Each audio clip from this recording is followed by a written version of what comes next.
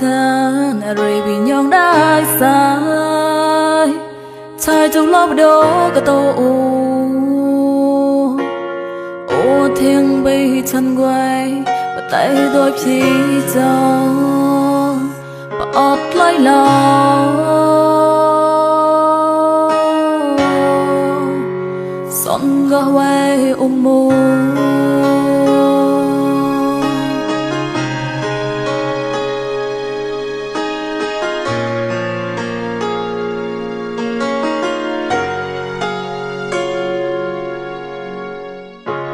khơi là mưa bị mùa prong lại lại là ta với ô đi nhong chân ớt ở đâu là cái rau mây ô câu ta nấu lên vì trái thủy mong bao tên hạt đào bay lên lan cốt lên ô kê tư sẽ là không chan mong bên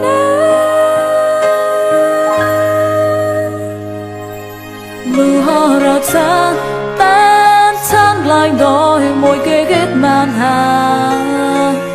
mưa hoa rào chan tan sẽ là không đôi môi kê phiêu hoài hà lạnh chan lại bình lạnh cho ngủ mẹ là bài ô nhi vì hư rong son gò hư nhà kết nạ không rày vì lom hà lối thâu thâu và tay ôm mà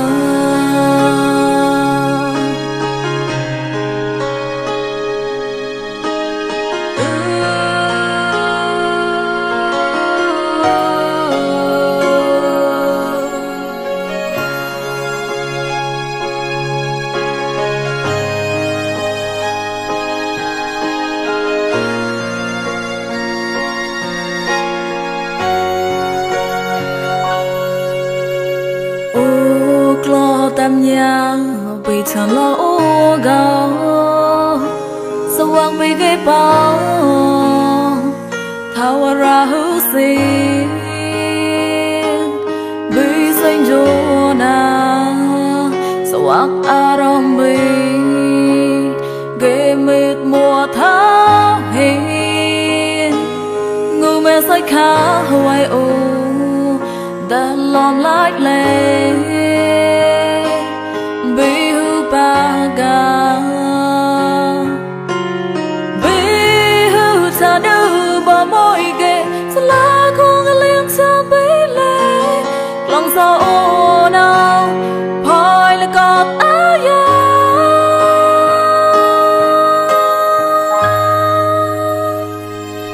mưa hoa rào chan tan chan lại đôi môi ghê ghét màn hà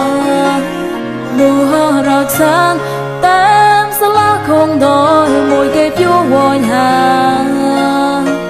lạnh chan lấy bình lạnh cho ngủ mẹ là bài ô nhi vì hư rong son gò hư nhà kết nạ không rày vì lòng hà lối thâu thâu và tay ôm mà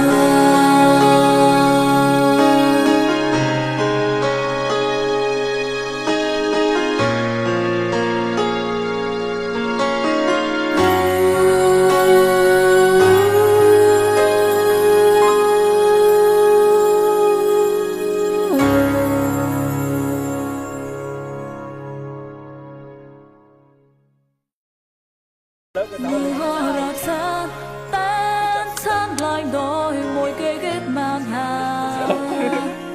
mưa hoa rào chan tan sẽ là không đôi môi ghê phiêu hoài hà